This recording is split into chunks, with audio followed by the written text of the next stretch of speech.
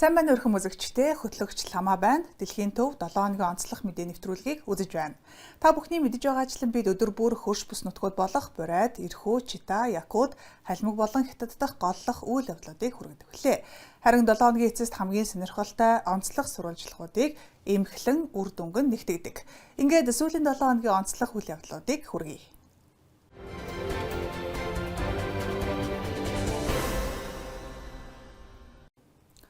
Монгол улсын спортын яамны төлөөлөгчид ажлын айлчлалаар Бурайдад хүрэлцэн ирлээ. Зочдод Байкал Арена мөсөн ордон зэрэг хамгийн орчин үеийн спортын байгууламжуудыг танилцуулсан байна. Төлөөлөгчид ямар байгууламж, үйл ажиллагаатай танилцаж, цаашаад хэрхэн хамтрах төслүүдийг хэрэгжүүлэхээр төлөвлөж байгаа вэ? Дэлгэрэнгүй мэдээллийг дараах сурвалжлагаас хүлээн авч үзсэн үү?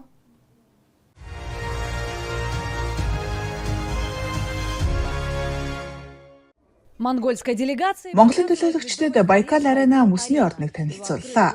Уг ордон Улаанудад өнгөрсөн оны 2 дугаар сард нэгдсэн бөгөөд 30-г харьцах нь 60 метрийн хэмжээтэй үндсэн талбай, 20-г харьцах нь 45 метрийн туслах талбай гэсэн 2 аренаатай. Үзэгчдийн суудлын багтаамж нь 2300 орчим. Мөн хувцас салхах өрөө, бэлтгэлийн заал, эмчилгээний кабинет, тамирчдын зориулттай 56 ортой хостелтэй. Харин туслах талбайг өөр зориултаар ашиглахаар төлөвлөж байна. Учир нь мөсөн дээр гулгах сонирхол харьцангуй байдаг гинэ. не так много. Энэ жижиг талбайг спорт талбай болгохоор төлөвлөсөн. В отличие от частных Хувийн спорт төвүүдээс ялгаатай нь Байкал Аренад спортын сургалт холбоотын хүүхдүүдэд үн төлбөргүй мөсөн талбай дээр гарах цаг хуваарлсан байдаг явдал юм. Монголын талын санаачлагыг өндрөөр үнэлж, спорт хүн бүрт нээлттэй байх ёстой юм. спорт должен быть доступным. Би 3 жилийн өмнө Улаанудад ирж байсан. Энэ хугацаанд энд маш их өөрчлөлт гарч. Хүүхдийн болон олон нийтийн спорт идэвхтэй хөгжиж байна. Бид туршлага солилцож, цаашид Бурайд нутагт хамтарсан спортын арга хэмжээндийг зохион байгуулах болно. Бид Монголын төлөөлөгчдийг дуршлаг солилцох зорилгоор хүлээн авч байна. Тэд манай спортын удирдлагын бүтцийн зохион байгуулалттай танилцж, шинэ спортын байгууламжуудыг үзэж, хамтын ажиллагааны чиглэлүүдийг тодорхойлон цаашдын төлөвлөгөө гаргахаар ирсэн.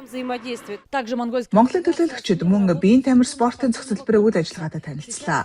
Тэнд яг одоо гэрийн спортын тэмцээн болж байгаа бөгөөд Монголын тамирчид ч оролцож байна. Урдны хөтөлбөрийг иргэний хамгаалалт норматив гэж нэрлэдэг байсан. Одоо энэ систем хэрхэн хөгжиж байгаа, ямар шатанд явж байгааг бид судалж, санал бодлоо солилцож байна. Хоёр улсын ирээдүйн хамтарсан спортын ажлыг илүү уялдуулан хэрэгжүүлэх зорилготой.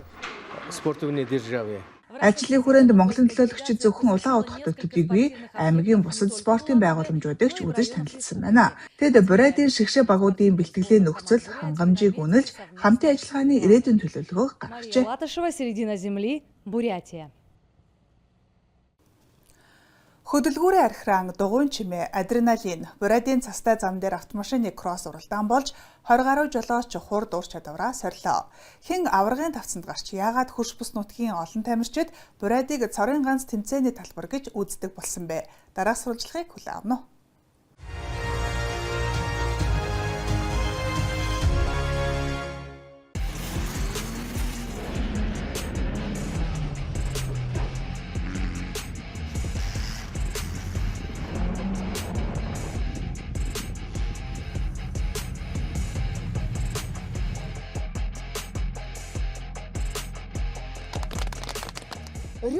Хөдөлгүүрийн архира, адреналин.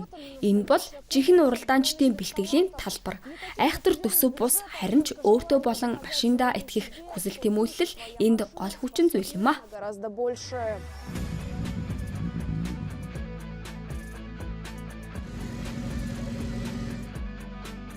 Автомашины кросс гэдэг нь нэгэн зэрэг гараанаас гарч шорон замтай тойрог трассаар уралддаг төрөл юм. Энэ нь уламжлалт раллигаас ялгаатай зам нь халтргаа ихтэй шавар шавхатад оршино. Түүнчлэн уралдааны өмнөх өдөр сас орсон даалгаврыг бүрш хүндрүүлжээ.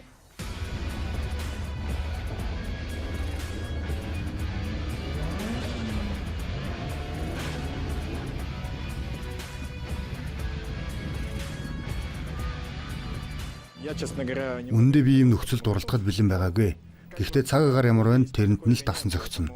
Трасс сайн бэлдсэн байна. Гэхдээ заснаа сулаад халтргаа ихтэй. Тиймээс жолоодлого хяналтандаа маш их анхаарах хэрэгтэй байна. Бас өрсөлдөгчийг үүсгэхэд тун хэцүү болж байна. Участвуют в заездах. Уралдаан зөвхөн спорт ангиллын тусгай машинууд төдийгүй дотоодын ардаа хөтлөгчтэй загварууд ч оролцжээ. Приводом.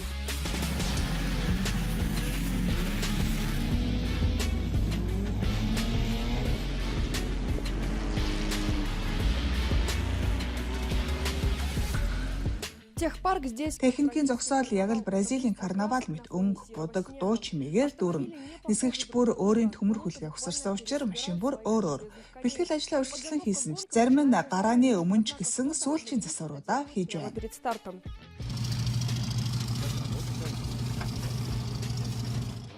Открываю. Раллиг уламжлал ёсоор оролцогчдын цуваагаар нэгдлээ.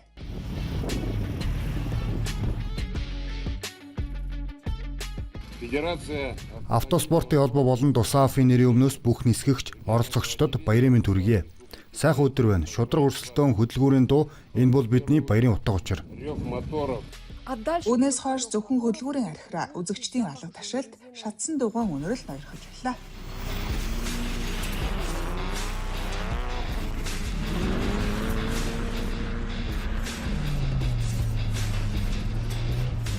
Началось все еще. Энэ уралдаан анх 2012 онд Сибирь спорт техникийн клубээс нь ажиллагаар эхэлжээ. Улмаар 13 дахь жилдээ улам өргөжин зохион байгуулагдаж байна. Харин ипподроментраас 17 жилийн турш намгүн байсны ард өнгөрсөн жилээс л дахин ашиглагдаж эхэлжээ. Сюда, в Бурятию. Ирхүүд автоуралдаан бараг зогсчихсон. Энэ жил бидний ангиллаар нэг ч уралдаан болоогүй. Тиймээс бид Чита, Красноярск, Братск, Улаан удгээд ас холын бүсүүд рүү очиж оролцдог болсон. На Западе автокросс почему-то Өрөндүүд автокроссын уралдаанууд машин бага оролцдог. Харин энд бол илүү олон шүү. Өнөөдөр бидэнд нийт 9 супер авто буюу 4 дугуй хөтлөгчтэй, 8 классик ардаа хөтлөгчтэй, мөн 8 урд хөтлөгчтэй машин оролцсон. Баруунд ингэж олон машин цугладаггүй. обычно не собирается. У нас прям вот так много их собралось.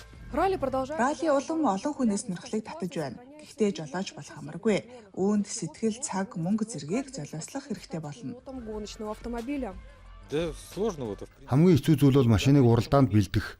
Энэ спорт төсөв их шаарддаг, машин арчлах бусад хотууд руу очиход бүгд зардалтай шүү дээ. Чтобы ездить в другие города. Этим делом надо болеть. Энэ ажил зүгээр нэг мөнгөтэй байхаас гадна жинхэнэ дур сонирхол хэрэгтэй.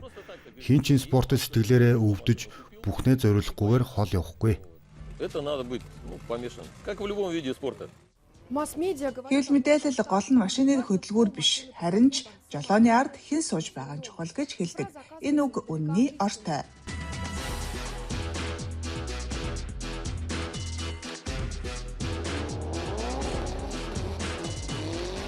Пьедестал. Тэмцээний 3 ангиллын ялагчид Александр Толстоухов, Владимир Жидовецкий, Дмитрий Бадмаев нар боллоо. Ралли это место. Ралли гэдэг бол найзууд механикч болж мөрөөдөл нь бодит болдог газар. Миний ард байгаа энэ шулуун бол барайны шугам. Хин нэгэн ялалт байгуулна, хин нэгэн эвдэрсэн машина түрч дуусгана. Гэхдээ хамгийн гол нь үр дүн биш. Харин бүгд нэгэн зорилгын төлөө нэгдэж адилхан хүслээр шатаж байсанд л утга учир оршдог. Бензинова. Новости дня.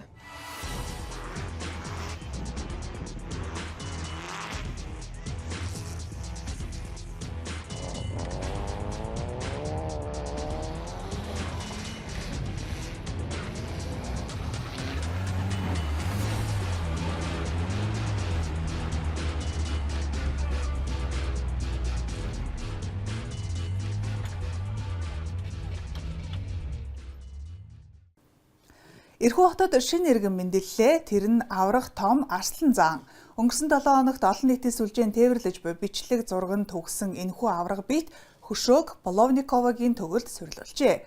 Хотод ийм бэлэгдэл ямар учраас хэрэгтэй болсон бөгөөд түүнд ямар нэр өгөх бол дэлгэрэнгүй үзье.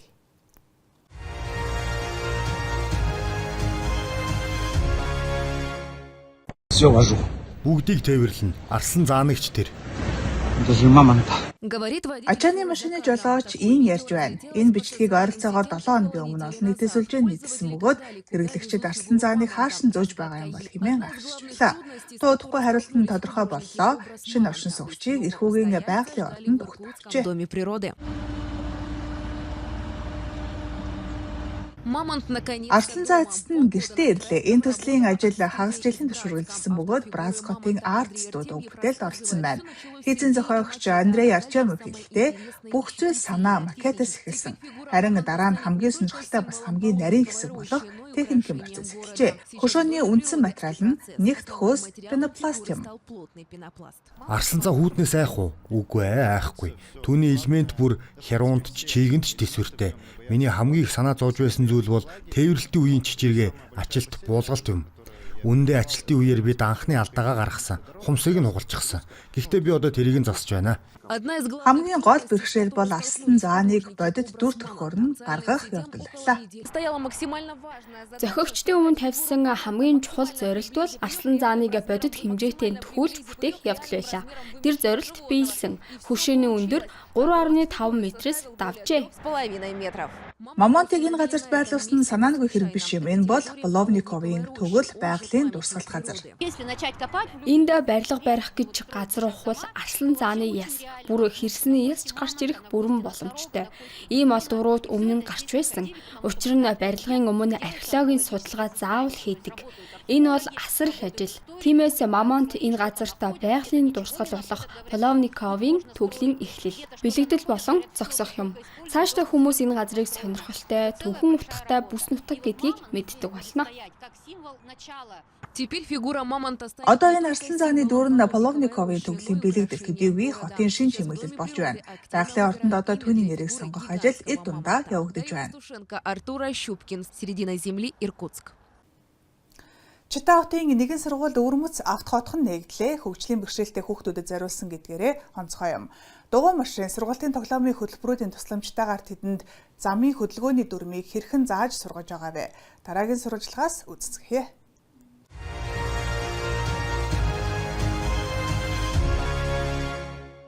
Энэ сургуулийн хашаа одоохондоо авто замын сургалтын төвшиг харагдахгүй байна. Энд хөдөлгүүрийн дуу чимээ, бензиний үнэр чалга. Гэсэн ч Чита хотын 6 дугаар сургуулийн хувьд хамгийн чухал тээврийн төсөл болох авто хотхон нээлттэй хийхэд бэлдэж байна. Энэ төсөл дөрмийн бус хүүхдүүдэд ойлгомжтой хэлээр ярилцдаг нэ. Хөгжлийн онцлогтой хүүхдүүдийг сургана гэдэг маш хэцүү. Тэднийг шууд гудамжинд бодит нөхцөлд хөдөлгөөнд оролцуулах сургах боломжгүй. Тиймээс аюулгүй орчин хэрэгтэй байсан. Тэр нь энэ хотхон юм. Уг санаагаар бол энгийн 2 дугуйтай ундаг дугуйгаар хичээлэх ёстой ч аутизмтэй хүүхдүүдийн зарим нь дугуй унж чаддаггүй. Тиймээс ард нь туслах жижиг дугуйтай ундаг дугуй авах шаардлагатай болсон. Гэсэн ч ингэхэд хүүхдүүдийн хооронд ялгаа үүсдэг байлаа. Тиймээс хүүхэд бүрийг жолоочийн дүрд орж ямар байдгийг мэдрэх боломжтой болгохын тулд дугуй машин буюу 4 дугуйтай ундаг тээврийн хэрэгсэл худалдаа авахар шийджээ. Энд бүх зүйл бодит мэт байх болно. Эхлээд онлын хичээл заахын тулд замын хөдөлгөөний дүрмийн интерактив сургалтын тусгай програм худалдаа авсан байна. Авто хотхонд гэрлэн тохио гарц, тэмдэг, зебра бүгд бий болно. Сургалт аль хэдийн үр дүнгээ өгч эхэлжээ. Улаанаар зогсно, шар асаад ногоон асмагц гарч болно. Машинаар ч ногооноор явна. Авто хотхон бол хүүхдүүд алдаа гаргаж үр дагавараас айх шаардлагагүй аюулгүй орон зай болох юм. Энэ бүхнийг аймгийн захирагчийн зарласан тусламжийн ачаар байгуулж чадсан. Миний шинэ ертөнц байгууллага 3 дахь удаага энэхүү тэтгэлэг хожиж байгаа билээ. Энэ бол манай 3 дахь грант юм. Анхны грант нь аутизмтэй болон хэвийн хөгжлийн хүүхдүүдийг хамтдаа завсарлагаа өнгөрөөж харилцан ойлголцох боломжийг олгох инклюзив боловсролын төсөл байсан. Тэр үед ярьдаг таблет, анимацийн студи гэх зэрэг тусгай тохиомогд хөрөмж олныг авсан. Энэ бол яриа ашигладаггүй хүүхдүүдэд зориулсан холбооч таблет юм. Энэ нь тэдэнд өөрийн хэрэгцээ, хүсэл сонирхлоо илэрхийлэхэд тусалдаг. Би өлсөж байна. Би салат идмээр байна. Ийхүү тусгай төхөөрөмжүүдийн тусламжтайгаар хөгжлийн онцлогтой хүүхдүүд нийтлэг сонирхлоо олж хоорондоо харилцах боломжтой болжээ. Шинэ авто хотхон 11-р сарын 8-нд аль биесээр нэгдэж, миний шинэ ертөнц төвд байрладаг 6 дугаар сургуулийн бүх сурагчдад нээлттэй байх болно.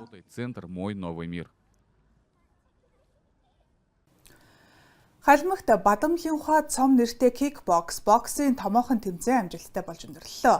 Дивжэн дээр шинээр гарч ирж буй одод аваргууд хүчээ үзсэн байна. Хэн бүсээ хамгаалж чадсан, хэн үдшийн ялагч болсон бол хамтдаа үзцгээе.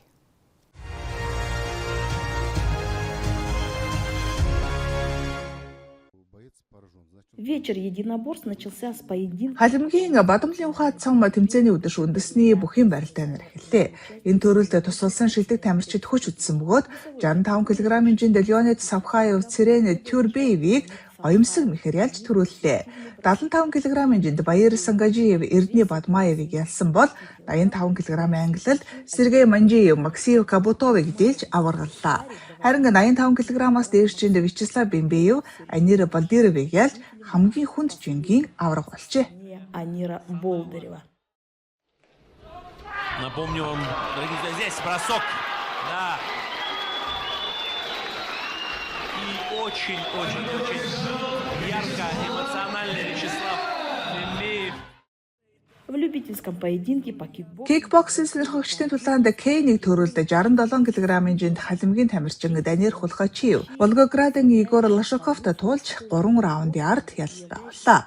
80 кг-ийн англилд халимг тамирчин Алдар Илжинов Волгоградын Максим Лазаревтай тулалдаж шүүгчдийн шийдвэрээр ялалт байх боллоо. Мэргэжлийн 57 кг-ийн жинд Орос Албаны улсын 3 удаагийн аварга Амир Кубу кикбокс болон тай бокс спортын мастрын зэрэг горлогч Иван Госиг ялсан бол Оросын аварга Ростислав Варнавский Краснодарын Иван Дрозденког итгэл төгөлдөр ялжээ. победу. Наши спортсмены... Манай тамирчид үнэхээр сайн тоглолоо. Бүгдд нь баяр хүргэе. Маш гайхалтай арга хэмжээ байлаа. Ийм тэмцээнүүдийг илүү олон удаа зохион байгуулаасаа гэж хүсэж байна. Вечер продолжился. Тэмцээний орой боксing тулаанууд үргэлжилж анхны тулаанд Богдан Иззитинов Давид Вартановыг техникийн нокаутаар яллаа. Арлан Абушинов Асланли Хазарын эсрэг ялалт байгуулж Илдар Хараев Тажикстанаас ирсэн туршлагатай Матин Шараповтай хүч сорин өрсөлдөөнтэй тулаанд ялалт боллоо. Харин халимгийн залуу боксчин Даниил Скворцов топ дог холбооны төлөөлөгч Иса Нуховтай тулалдаж 6 раундын дараа тэмцээн шийдвэрлэх оноогоор тэнцлээ. Тэмцээний оргил үений WBA Asia East болон Евразийн боксing парламентын аваргын бүсийг хамгаалж буй халимг боксчин Чингис Натировын тулаан байлаа. Тэр Ган улсын Жери Клутай Робертстонтой тулж өрсөлдөгч нь өмнөх 7 тулаанаас 5 нокаутаар ялж байсан. Хүчтэй өрсөлдөөнтэй энэ тулаанд Натиров ялалт байгуулж мэргэжлийн 10 дахь тулаанаа ялагдaltaгүй өндөрлүүллээ. Были одержаны нокаутом. Та гайхалтай уур чадвар харууллаа. Энэ ялалт амар олдоогүй. Тийм болохоор бүрж үнцэнтэй. Бид бүгд чамаар бахархаж байна. Оросын бүх ард түмэн хүч чадлаа ин харуулах ёстой юм а. Миний баг улам хүчрхэг болж байна. Зорилгод хүрэхэд тусалж буй бүх хүнд чин сэтгэлээсээ талархаж байна. Би эцээ хүртэл явна гэдэгтээ итгэлтэй байна. Манай тамирчид сайн тоглолоо. Ялангуяа Чингизээр бахархмаар байлаа. Цаашдаа ч ялалт байгуулж манай нутгийг алдаршуулж яваарай. Ёстой мундаг ялна гэдгийг нь бид мэдэж байсан. Кубок Лотоса стал настоящим. Бадамлынхаа цам тэмцээн бүгд найрамдах халимг улсын спортын орчинд жинхэнэ баярын өдөр болж өнгөрлөө. Жил ирэх тусам тэмцээний нэр хүнд өсөж, өрсөлдөх хүсэлтэй тамирчдын тоо нэмэгдсээр байна. Середина земли, Калмыкия. Москваас хөдөлгүйгээр алсын орондоор аялах боломж гарлаа. Дальневосточный экспресс нэртэй тусгай галт тэрэгний төслийг эхлүүлсэн байна. Вагоны доторх үзүүлэнгээс 11 бүс нутгийн үзэсгэлэнт байгаль түүхтэй танилцж болох нэ. Энэ удаад якутчууд юуг сонирхуулах бол дэлгэрэнгүй үзье.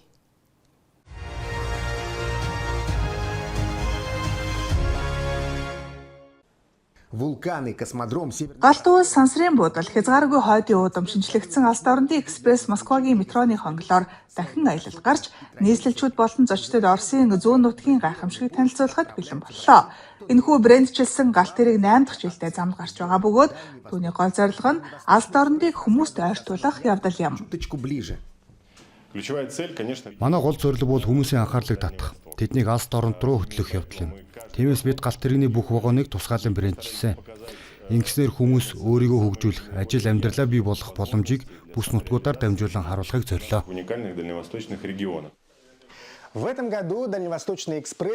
Энэ жил Арс дорнодын экспресс тодорхой нэг бүс нутаг зориулагдаагүй. Харин вагонуудыг сэдвийн дагуу ангилсан бөгөөд тус бүр нь холбооны нэг субъектийн тухай мэдээлэл агуулна. Жишээ нь энэ танхим дэд боловсролд зориулагдсан. Энд бидний нутаг Якутын хойд дорнодын холбооны их сургуулийн тухай мэдээлэл бий. Тус сургуульд 19,000 оюутан суралцаж 300 гаруй хөтөлбөр хэрэгждэг гэж бичжээ. Действует более 300 образовательных программ. Дальневосточный экспресс рассказывает... Алс дорнод экспресс нь холбооны тойргийн 11 бүс нутгийн онцлог, түүх, эдийн засаг, соёлыг багтаасан үзэсгэлэн танхим юм. Энд аж үйлдвэрийн томоохон төслүүд, нийгмийн эдийн засгийн хөтөлбөрүүд, түүхэн ба соёлын өвийг танилцуулж байна. Энэ жил нэгэн вагон авгаа эх орны дайны ялалтад зориулагджээ. войне и героям СВО. Энэ хэсэгт манай анхны Оросын баатар Колесовын тухай өгүүлсэн. Мөн Петротически аж үйлдвэрийн бүсийн бүтээгдэхүүнийг танилцуулж байна. Тухайлбал эрэлт ихтэй Сокол намаг туулагч энд бий. Үүнээс гадна бид залуусын хүмүүжилд онцгой анхаарч байгаа. Тиймээс байлдагч төвийн ажлыг харуулсан. Ийм төвүүдийн нэг нь Якут улсад ажиллаж спортын бэлтгэл эх орон хүмүүжилд чиглэлдэг. Энэхүү алс дорнод экспресс хагас жилийн турш Москвагийн метроны цэнхэр Арбатска Покровскын шугамар зорчино. Ингэснээр 2 сая гаруй зорчигч энэ өвөрмөц аяллаар дамжуулан алс дорнодын уудам, түүх, соёлтой танилцах боломжтой болох юм а. Москва. Хятадын хамгийн өргөн цар хүрээтэй үндэсний спортын наадам албан ёсоор эхэллээ. Нээлтийн ёслол 3 бүс нутагт зэрэг болж үзүүштэй байдлаараа олныг гайхшруулжээ. 25 мянган тамирчин оролцож буй энэ спортын баярын нээлт ямар шухан болсныг хамтдаа дараах сурвалжлагаас үздэцгээе.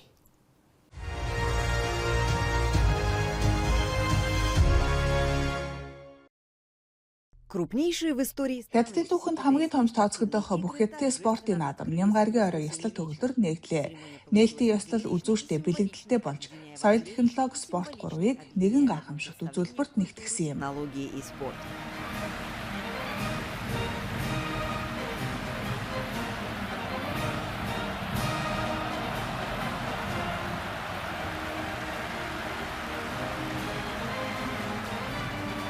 Төв тайзан усан дээрх газрыг бэлэгдсэн цагирган хэлбэртэй байсан нь Гуандо мужийг тусгай захиргааны бүсүүд болох Сянган Аоментэй холбоог илэрхийлж байв. Энэ 3 бүс нутагт нэгэн зэрэг үндэсний спартакиад анхудаа зохиогдож байна.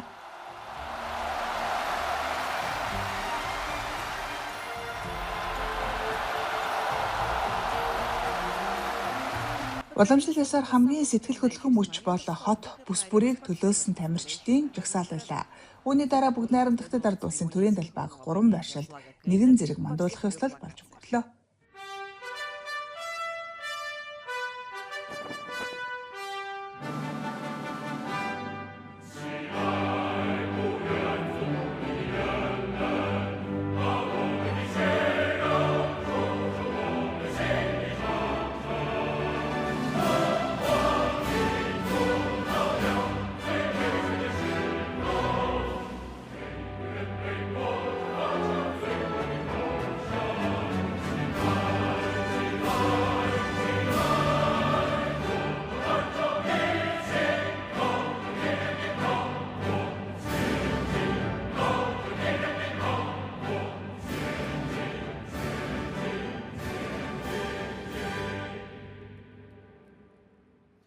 Энэхүү арга хэмжээний ач холбогдлыг харуулсан нэгэн чухал үйл явдал бол улсын тэргүүн нээлтийн ёслолд биечлэн оролцсон явдал юм. Бүгд найрамдагтад ард улсын дарга Си Жинпин тоглолтын албан ёсны нээлтийг хийлээ. 15 дахь удаагийн бүх хятадын спортын наадам албан ёсоор нэгдсэнийг зарлаж байна.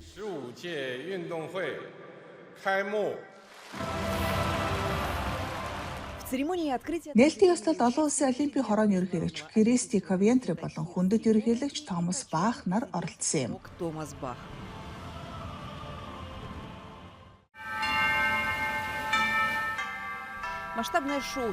Дуу хөгжим, гэрэлтүүлэг, дүрслэл болон бусад технологийн шийдлийг ашигласан том хэмжээний шоу нь өмнөд хятадын хурдтай хөгжиж буй их булангийн бүсийн ард иргэдийн нэгнүүл гарал угсаа нийтлэг мөрөөдлийг илэрхийлж байлаа.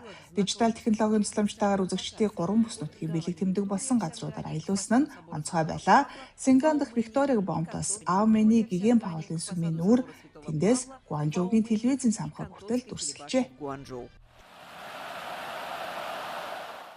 Галын бомбрыг өмнөд хятадын тэнгисийн 1500 метрийн гүнээс олборлсон байгалийн хийгээр асаасан нь тус наадмын бас нэгэн бэлэгдэл боллоо.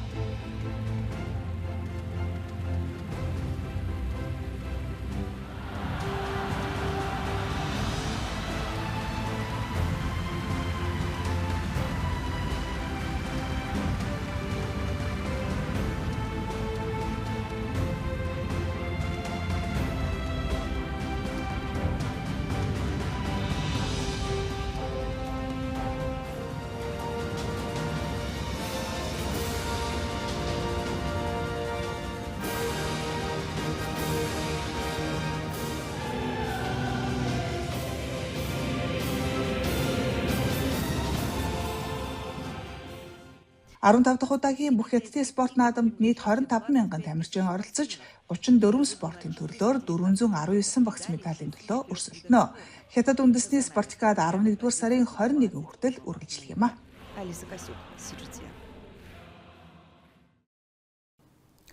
Харин бол эртний соёлын өвийг хамгийн өрмөц хэлбэрээр дахин амьлуулж байгаа гайхам түүх юм. Хятадын Датун хотын гар урчууд буддын дүртэй хувцас нэхэж байна. Юудэнтэй цам зүмссэн энэхүү зөөлөн бяцхан бурхад залуусан сэтгэлийг хэрхэн байлдан дагуулж бүхэл бүтэн хотын амьдралыг өөрчилсөн тухай дараагийн сурвалжлагаар хүргье.